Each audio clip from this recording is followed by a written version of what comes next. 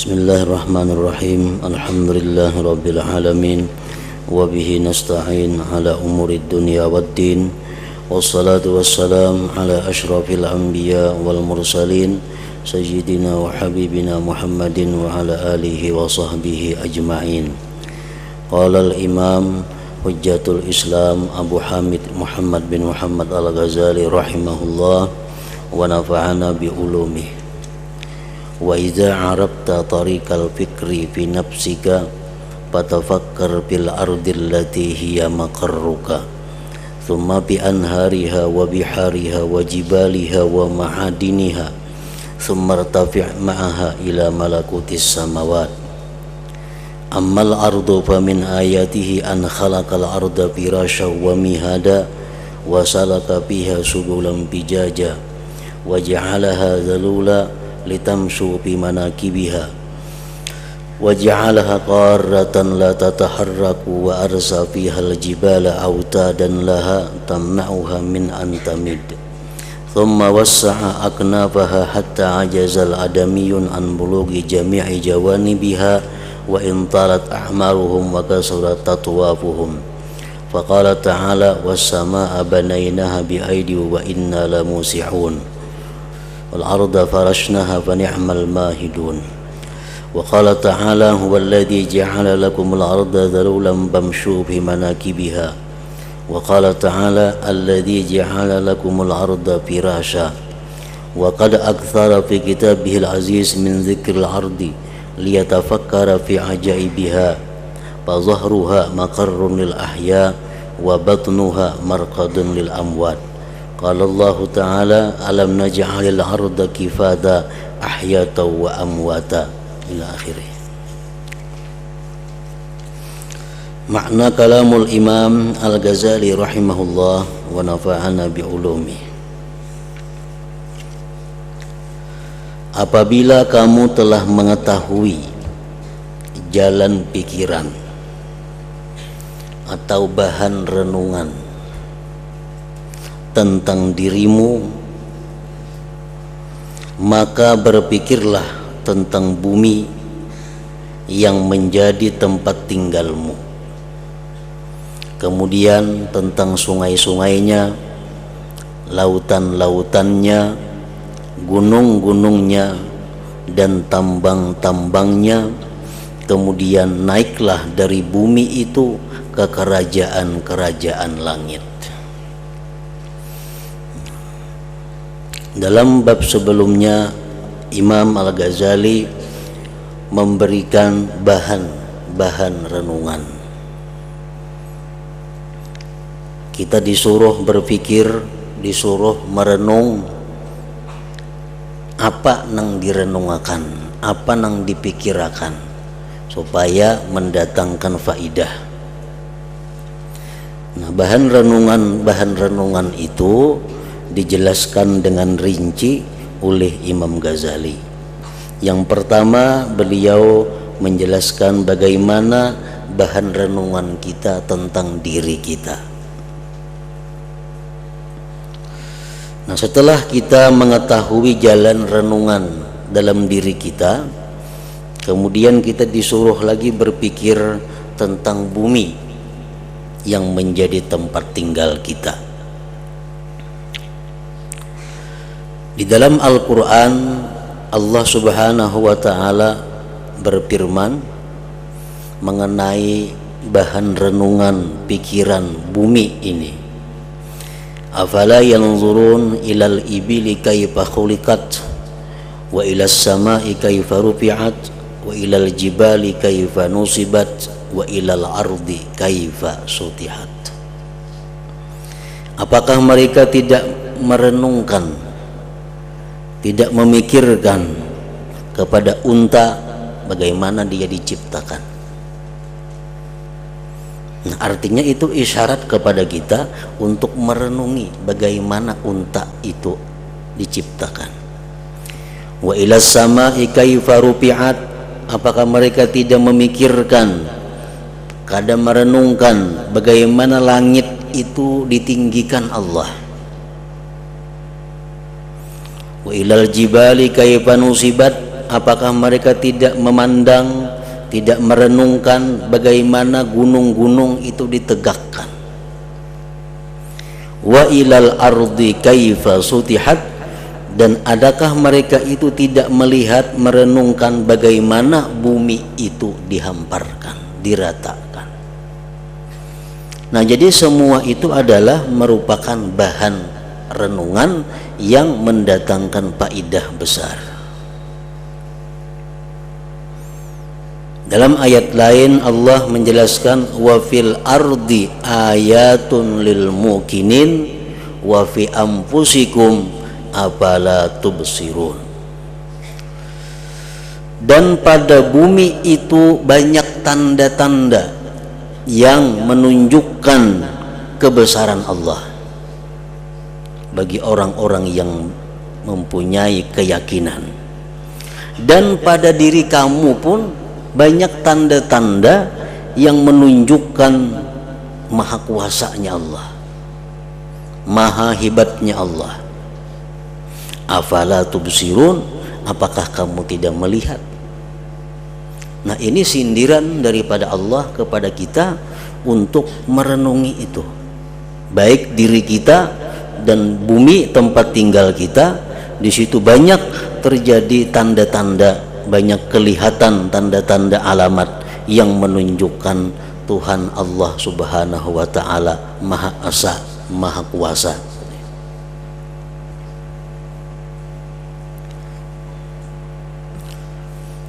Firman Allah lagi yang berkaitan dengan pemikiran terhadap bumi ini, ma khalaqnas samawati wal arda wa ma bainahuma illa bil haqq.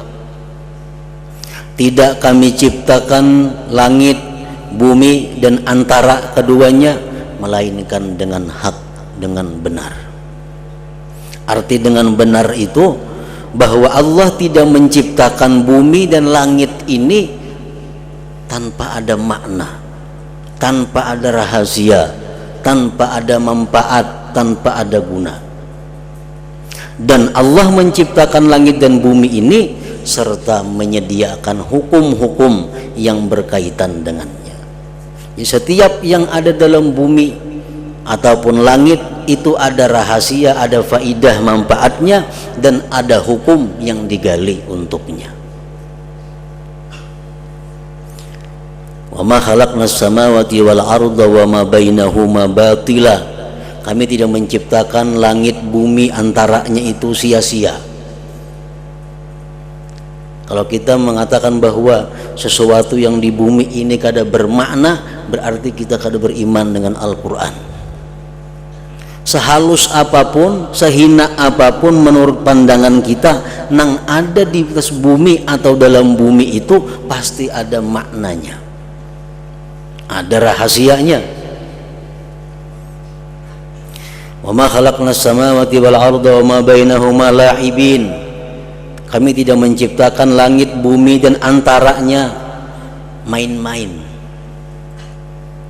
Semuaan itu ada hukumnya. Pohon itu ada hukumnya, batu ada hukumnya, tanah ada hukumnya, tembaga ada hukumnya. Semuaan Allah menciptakan sesuatu itu disertakan dengan hukum-hukumnya.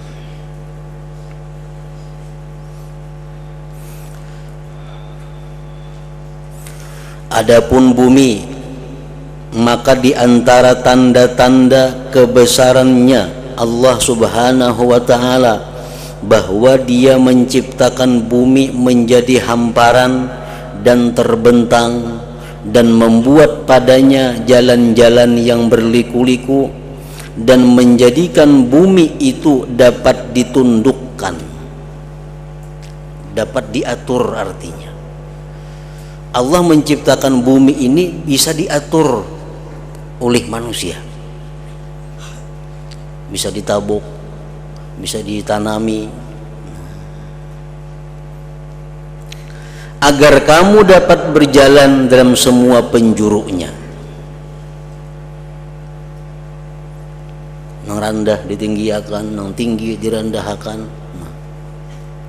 Jakanya bumi itu Allah ciptakan kada kawa diatur, tentu akan kadada kehidupan di atas bumi ini.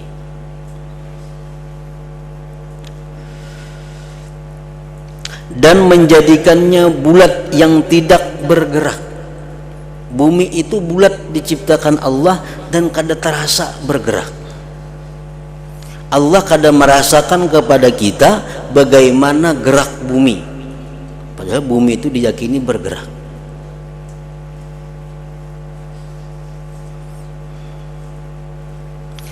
Dan meneguhkan padanya gunung-gunung sebagai tiang-tiang yang dapat mencegahnya dari bergoyang.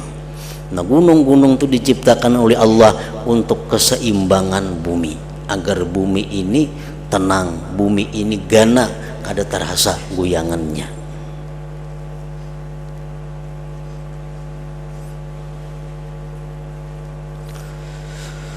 Kemudian dia Allah subhanahu wa ta'ala meluaskan sisi bumi sehingga anak-anak Adam lemah dari sampai ke semua sudutnya, walaupun panjang umur mereka dan banyak keliling mereka. Kada kawaliput kayak apa aja orang mengelilingi bumi itu kada kawaliput daripada luasnya itu bumi, walaupun umur mereka panjang dan berkeliling-keliling. Jadi orang yang keliling dunia itu hanya orang yang mengelilingi sebagian kecil daripada dunia. Allah Ta'ala berfirman, was-samaa'a banainaha bi'aidi wa inna lamusi'un wal arda farashnaha fa ni'mal mahidun. Artinya, dan langit itu kami bangun dengan kekuasaan kami, dan sesungguhnya kami benar-benar berkuasa. Dan bumi itu kami hamparkan, maka sebaik-baik yang menghamparkan adalah kami. Dan Allah Ta'ala berfirman, huwallazi ja'ala lakumul arda dhalulan famshu fi manakibiha. Artinya, dialah yang menjadikan bumi itu mudah bagimu, maka berjalanlah di segala penjurunya. Dan Allah Ta'ala berfirman, alladzi ja'ala lakumul arda firasha. Artinya dialah yang menjadikan bumi sebagai hamparan bagimu. Allah Ta'ala memperbanyak dalam kitabnya yang mulia Al-Quran daripada menyebut bumi. Mungkin ratusan kali disebut-sebut bumi di dalam Al-Quran itu, agar dibuat tafakur, agar dibuat renungan tentang keajaiban bumi ini. Baik nang kita lihat dengan mata kepala kita, atau keajaiban bumi yang kita percayai melalui keyakinan kita. Bumi bisa menangis, bumi bisa tertawa, bumi bisa melaknat, bumi bisa memintakan ampun kepada manusia yang di atasnya. Orang yang memperbuat dosa itu dilaknat oleh bumi. Sebenarnya bumi itu keberatan, di atasnya itu ada orang-orang yang maksiat kepada Allah. Orang-orang yang berzikir, orang-orang yang menuntut ilmu di atas bumi mendoakan ampunan kepada mereka.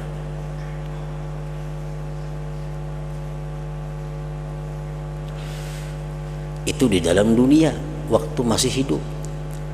Dan sesudah kita mati pun bumi ini menceritakan apa yang pernah terjadi di atasnya di hadapan Allah Subhanahu wa ta'ala. Nah, ini keajaiban si bumi ini. Rasulullah pernah membaca ayat yauma idzin tuhadditsu akhbaraha. Pada hari itu, ujar Tuhan dalam Al-Quran, bumi menceritakan kabar-kabarnya. Rasulullah bertanya, atadruna ma akhbaruha, wahai sahabat, tahukah kalian apa itu kabar-kabar bumi? Qalu Allah wa rasuluhu a'lam. Sahabat menjawab, hanya Allah dan Rasul yang mengetahui. Qala, bersabda Nabi, fa inna akhbaraha an tashhada ala kulli abdin bima amila ala zahriha taqulu. Berkata bumi itu, likulli yaumin kaza kaza wa kaza, taqulu amila yauma kaza kaza wa kaza. Ujar Rasulullah bahwa bumi itu, maksudnya kabar bumi itu bersaksi bumi. Bumi bersaksi atas tiap-tiap yang seseorang kerjakan di atasnya. Dia berkata, si Fulan bin Fulan pada hari anu, tanggal anu, jam anu, di atas aku melakukan hal-hal ini. Nah, itu keajaiban bumi.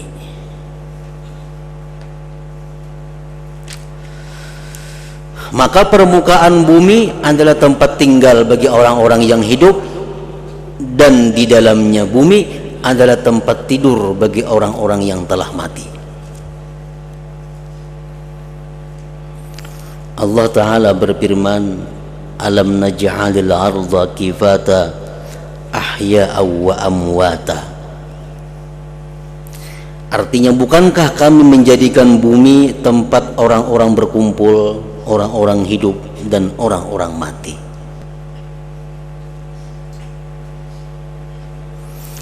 Maka perhatikanlah kepada bumi.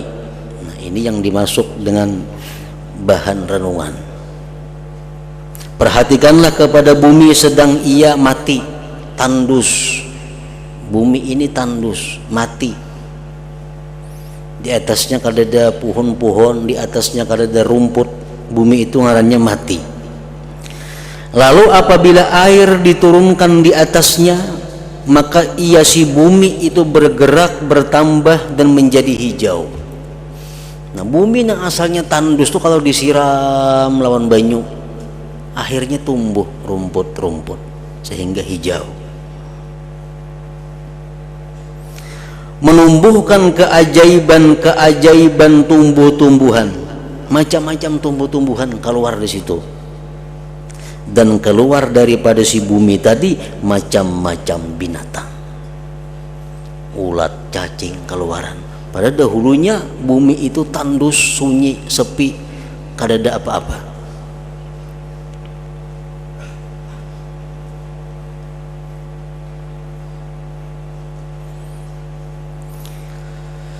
Kemudian perhatikanlah bagaimana dia Allah Subhanahu wa ta'ala mengukuhkan sisi-sisi bumi dengan gunung-gunung yang tetap tinggi, keras lagi kuat.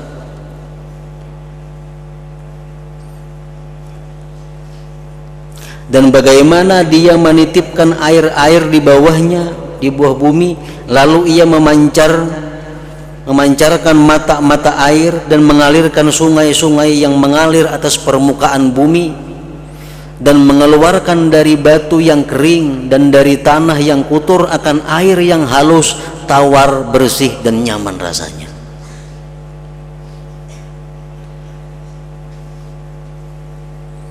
Ini di dalam bumi ini macam-macam ciptaan Allah.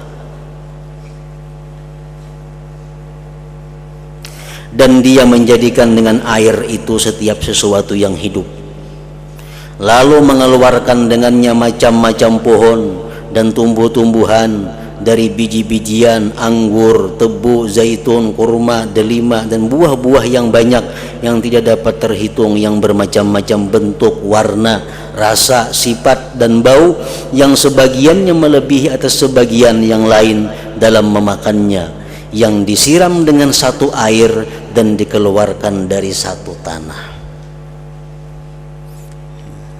Dari air nang satu, dari tanah nang satu, keluar berbagai macam buah yang berlain-lain rasanya, berlain-lain sifatnya. Itu menunjukkan bahwa di situ ada yang mengatur, yaitu Allah Subhanahu wa taala. Nah, itu tafakkur tentang alamat tanda-tanda kebesaran Allah Subhanahu wa taala yang ada di atas bumi ini.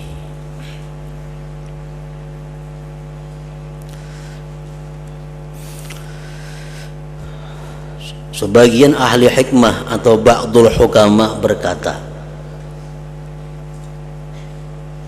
apa-apa yang mesti kita pikirkan, apa-apa yang mesti kita renungkan, dan apa-apa yang jangan direnungkan.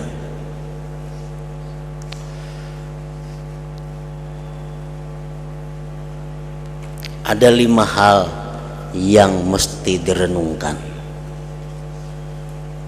Artinya kalau kita merenungkan 5 perkara ini, kita akan dapat pahala ibadah setahun.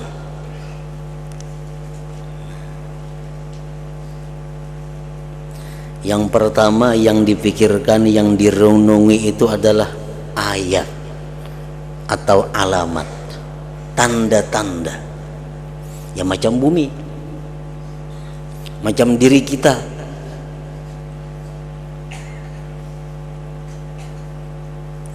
Orang yang suka merenungi tanda-tanda, keajaiban-keajaiban, itu akan membuahkan tambah yakin dan ma'rifat kepada Allah Subhanahu wa taala. Menambah keyakinannya bahwa Allah itu Maha Esa, menambah keyakinannya Allah itu Maha Kuasa, karena dia sering merenungi ciptaan-ciptaan Allah Subhanahu wa ta'ala. Nah, kalau kita merenungi bumi, merenungi tumbuh-tumbuhan tadi, itu pahalanya ibadah setahun. Kayak apa cara merenungi? Nah, itu pohon dahulunya kadada, sekarang ada dan tumbuh berbuah. Pasti ada itu yang menyiram, pasti ada itu yang membuahkan, pasti ada yang menumbuhkan. Dan dalil Al-Quran maupun hadis bahwa yang memperbuat itu semua adalah Allah Subhanahu wa ta'ala. Nah, tafakkur macam itu yang mendatangkan pahala ibadah setahun. Yang pertama yang ditafakkurkan itu adalah tanda-tanda yang menunjukkan keesaan Allah. Yang kedua yang kita tafakkur itu bin-na'ma, nikmat. Kita renungi nikmat Allah kepada kita, baik nikmat Allah yang diberikan ke dalam diri kita atau nikmat Allah yang diberikan kepada sekitar kita untuk menunjang kehidupan kita. Kita renungi nikmat sihat, renungi nikmat rezeki, renungi nikmat penglihatan, renungi nikmat pendengaran. Kita kau membayangkan kayak apa susahnya orang nang kada mendengar itu. Kita mendengar, ada kawan saya pun kada mendengar, susah. Kita rasakan bahwa kita dapat nikmat mendengar. Nah, kalau kita merenungi nikmat-nikmat Allah yang diberikan kepada kita, itu akan menambahkan kecintaan kita kepada Allah Subhanahu wa ta'ala. Pasti menambah cinta. Kalau kita tuh memikirkan si Pulan umpamanya, Pulan tuh rancak menolong kita, apa-apanya membantu kita, apa-apanya memperhatikan kita. Kita sakit hanya mengobati kita, kita kesusahan hanya memberi makan kita. Si Pulan tuh, kalau kita ingat-ingat kebaikannya lawan kita, pasti kita bertambah sayang, bertambah cinta kepada Pulan itu. Nah, merenungi nikmat Allah seperti itu menambahkan cinta kepada Allah. Itu pun mendapatkan pahala tadi ibadah setahun. Yang ketiga yang direnungi adalah isawab, pahala, ganjaran. Kita memikirkan, merenungkan sebuah hadis yang sahih daripada Rasulullah sallallahu alaihi wasallam orang yang sembahyang 2 rakaat sunat subuh, dia akan mendapat pahala yang nilainya lebih baik daripada dunia dan isinya. Nah, coba kita merenungi itu, dunia dan isinya lebih baik daripada itu diberikan Allah kalau kita mampu sembahyang sunat 2 rakaat sunat subuh. Nah, bila kita merenungi itu, menumbuhkan kesukaan, kekuatan, kerajinan untuk ibadah. Nah, kita kalau membayangkan kayak apa dunia, ada berlian, ada intan, ada emas, ada perak, ada macam-macam. Tapi kalau kita sembahyang 2 rakaat subuh, balasannya itu lebih daripada itu.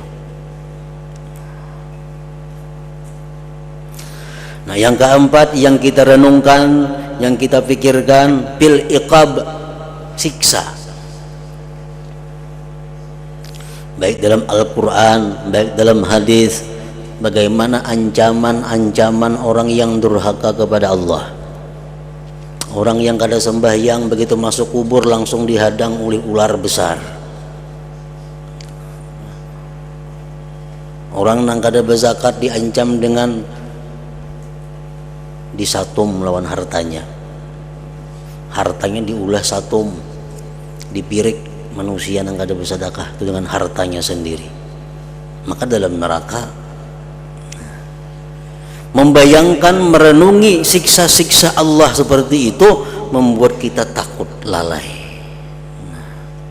Mungkin kita berpikir stomat gitu, memikirkan merenungi pahalanya maka ibadah setahun. Yang kelima yang kita renungi adalah ihsanullah ilal abdi wa jafa'ul abdi lillah. Kita renungi baiknya Allah itu lawan kita dan renggangnya kita bagi Allah. Allah setiap saat memberikan kepada kita macam-macam, sedangkan kita menghadapinya, melayaninya sangat jauh. Pantaskah kita nang macam ini dapat nikmat seperti ini? Sembahyang pada kekaruan, beribadah masih belum jelas, menuntut ilmu berapa kali ada, tapi dapat nikmat dari Allah luar biasa. Nah, itu berpikir macam itu membuat kita malu kepada Allah Subhanahu wa taala. Nah, 5 hal itu nang patut direnungkan. Bila kita merenungkan, nilainya tadi pahala ibadah setahun.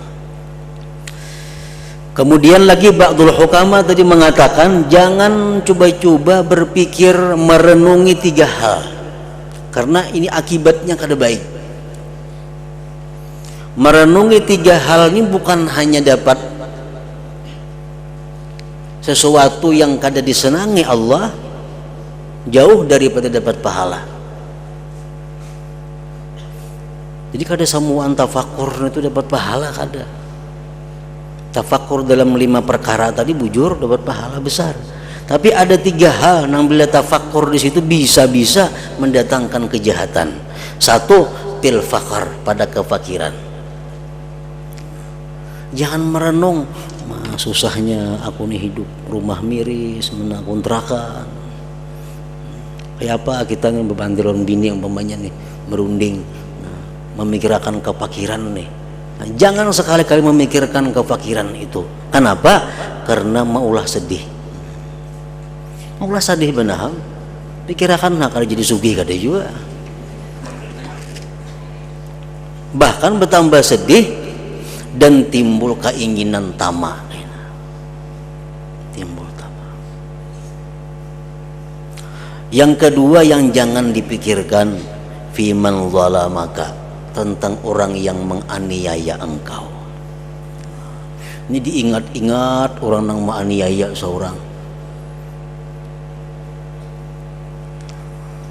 orang yang menzalimi, diingat-ingat, dipikirkan. Itu akibatnya membuat keras hati dan dendam. Ada baik itu. Yang ketiga, jangan merenungi tentang kekal atau lama dalam dunia ini.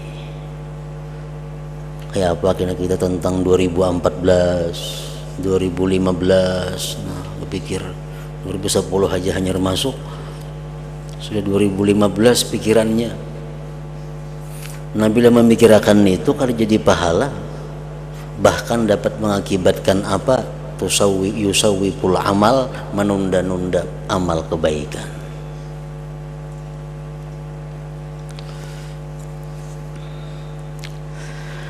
Nah, jadi salah satu yang jadi renungan yang dapat faidah adalah merenungkan ayat tanda-tanda ciptaan Allah Subhanahu wa ta'ala.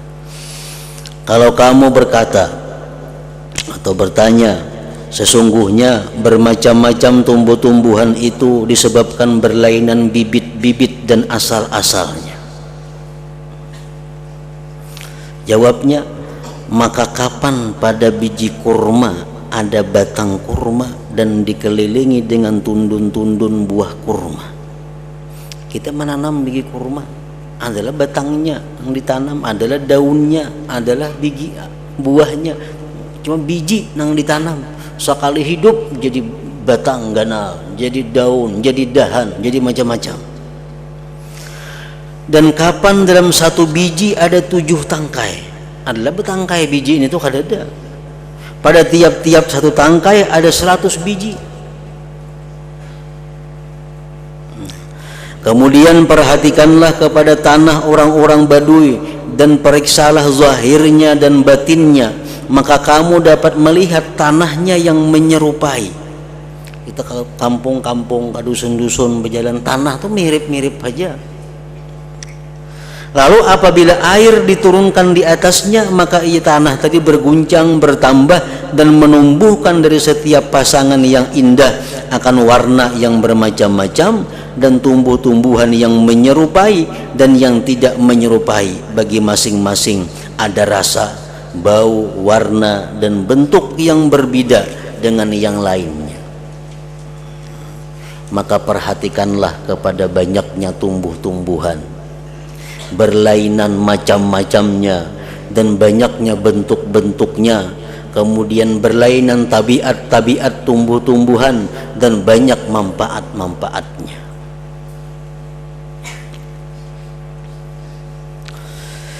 Dan bagaimana Allah Ta'ala menitipkan pohon-pohon yang berguna lagi ganjil, maka tumbuh-tumbuhan ini dapat menjadi makanan, dan ini tumbuh-tumbuhan dapat menguatkan, dan ini dapat menghidupkan, dan ini dapat membunuh. Ada orang bila makan buah itu mati. Dan ini mendinginkan, dan ini dapat memanaskan.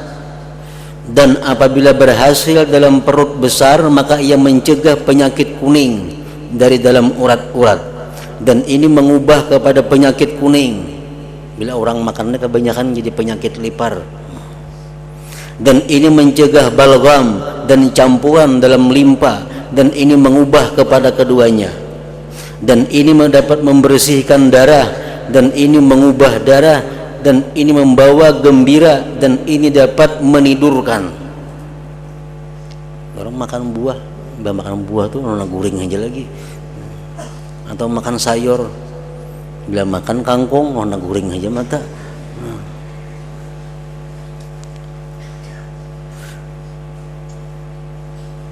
Dan ini dapat menguatkan, dan ini buah dapat melemahkan seseorang. Nah, manfaat buah-buah itu ada yang dapat diketahui dengan penelitian-penelitian, dan ada juga yang dapat diketahui dengan nurun nubuah, dengan cahaya kenabian. Seperti buah utruj, buah limau. Manfaat buah limau sudah tahu semuaan, vitamin C, arti memberi kesegaran, kekebalan tubuh dan lain-lain. Itu manfaat yang kawa diteliti oleh para ahli. Limau itu manfaatnya. Tapi ada manfaat-manfaat yang hanya diketahui dengan ilmu mukasyafah. Seperti Imam Ad-Damiri berkata, al-baitul ladzi fihil utruj la yadkhuluhu syaitan wal jan. rumah nang di rumah itu ada jeruk, ada limau, rumah itu kada dimasuki oleh jin. Itu kata kalau diteliti ilmu ahli-ahli nang biasa. Ini ilmu dapat diketahui dengan nurun nubuah, dengan cahaya kenabian atau cahaya kewalian seseorang. Rumah nang ada jeruk, jin kada mau masuk. Rumah-rumah nang bahantu limau aja bawakan situ. Nah,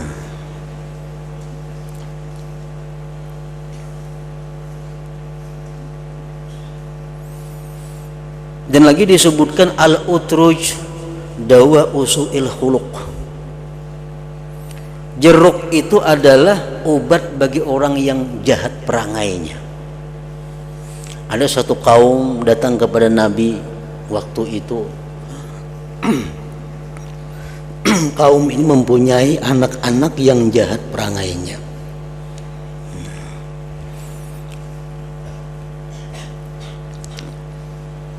Berkumpul orang-orang, orang ini tak kumpul mempunyai anak nang kada kau diurusnya. Datang kepada Nabi minta petunjuk kayak apa anak-anak ini. Allah mewahyukan kepada Nabi itu bahwa anak-anak itu beri makanilah utruj limau. Cuma kada dipadahkan berapa biji sehari itu benar aja. Cuma beri makani limau. Karena limau itu adalah obat bagi orang-orang yang jahat budi pekertinya.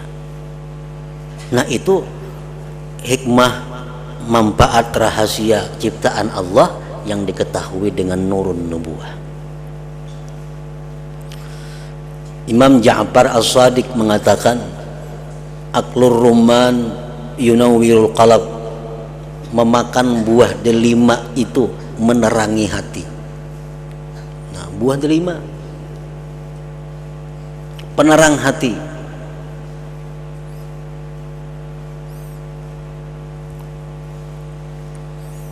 Imam Ali bin Abi Thalib mengatakan kulur rumman bilubbih, makanlah buah delima itu lawan biji-bijinya. Fa innahu dibagul ma'iddah, karena itu merupakan pembersih perut.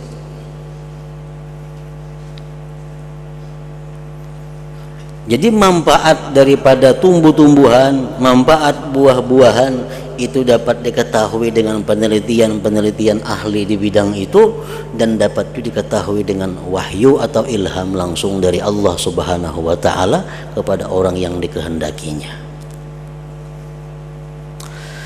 Maka tidak tumbuh dari bumi sehelai daun dan tumbuh-tumbuhan, melainkan padanya ada manfaat-manfaat di mana manusia tidak mampu mengetahui hakikatnya itu.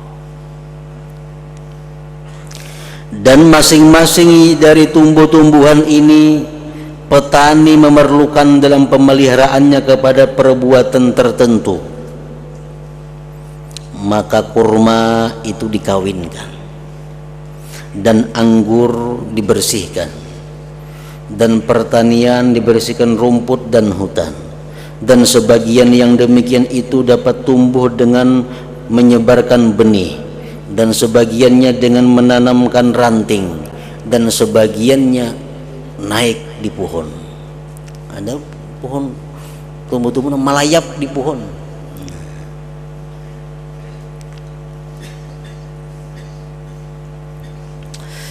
Jikalau kita berkehendak menyebutkan bermacam-macam jenis tumbuh-tumbuhan dan kemanfaatan-kemanfaatannya, keadaan-keadaannya dan keajaiban-keajaibannya, niscaya hari-hari habis dalam menyipati yang demikian itu. Maka cukup bagimu dari tiap-tiap jenis sekelumit yang sedikit yang menunjukkan kepadamu atas jalan pikiran. Imam Ghazali mengulahkan bahan kita berpikir. Banyak yang bisa diulah bahan berpikir, baik dalam diri kita, baik bumi, baik tumbuh-tumbuhan dan lainnya, yang menunjukkan kepadamu atas jalan pikiran atau bahan tafakur. Maka inilah keajaiban-keajaiban tumbuh-tumbuhan tadi.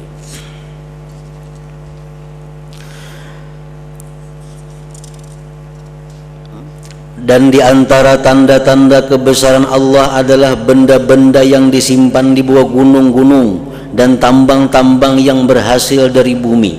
Maka pada bumi ada potongan-potongan yang berdekatan lagi bermacam-macam.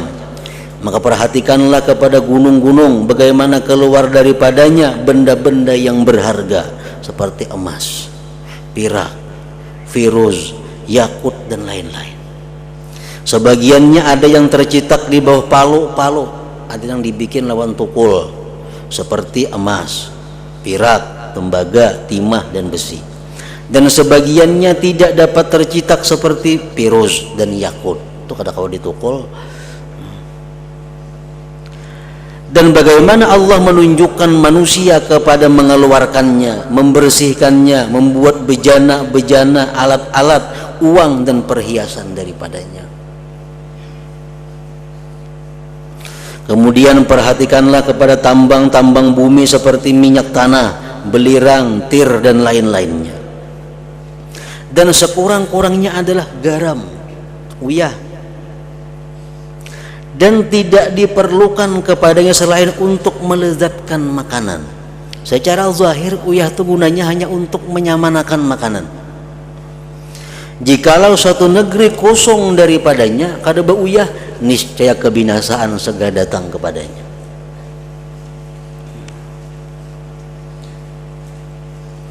Maka perhatikanlah kepada rahmat Allah Ta'ala, bagaimana dia menciptakan sebagian bumi itu tanah berair, lembab serta asin, dengan bendanya di mana berkumpul padanya air yang bersih dari hujan, lalu berubah menjadi garam yang asin, yang dibakar, yang tidak mungkin diperoleh satu miskal pun daripadanya, agar demikian itu melezatkan makananmu apabila kamu makan, lalu menjadikan gembira kehidupanmu. Dan tidak ada benda, hewan maupun tumbuh-tumbuhan melainkan padanya ada hikmah-hikmah dari jenis ini. Tidaklah diciptakan sesuatu daripadanya dengan sia-sia tanpa faedah, main-main dan senda gurau. Tetapi semua itu diciptakan dengan benar sebagaimana mestinya dan atas aturan yang semestinya dan seperti yang layak dengan kebesarannya Allah, kemurahannya Allah dan kasih sayangnya Allah. Karena itulah Allah Ta'ala berfirman, wa ma khalaqnas samawati wal arda wa ma bainahuma la'ibin ma khalaqnahuma illa bil haqq. Artinya, dan kami tidak menciptakan langit dan bumi dan apa yang diantara keduanya dengan main-main. Kami tidak menciptakan keduanya melainkan dengan hak, dengan benar, dengan ada peraturan-peraturannya. Nah kemudian, dan di antara tanda-tanda kebesaran Allah adalah bermacam-macam hewan.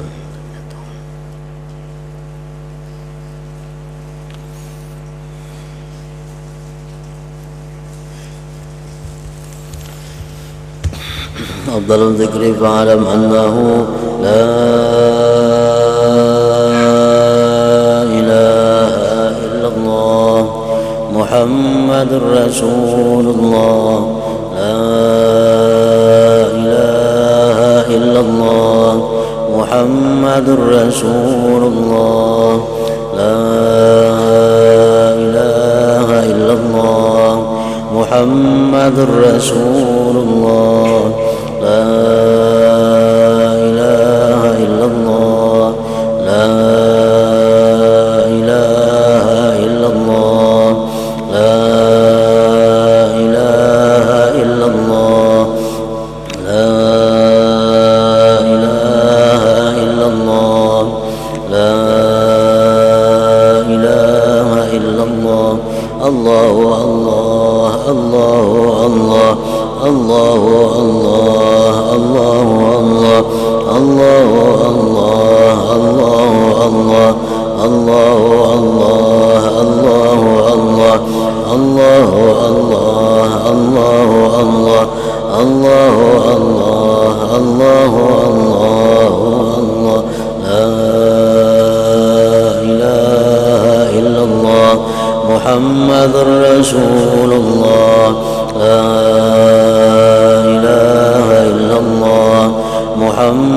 رسول الله لا إله إلا الله محمد رسول الله لا إله إلا الله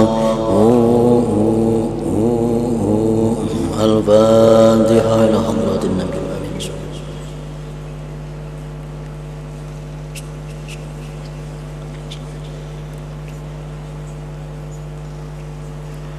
فيا أيها الرجل منه شفاعة صلوا عليه وسلموا تسليما.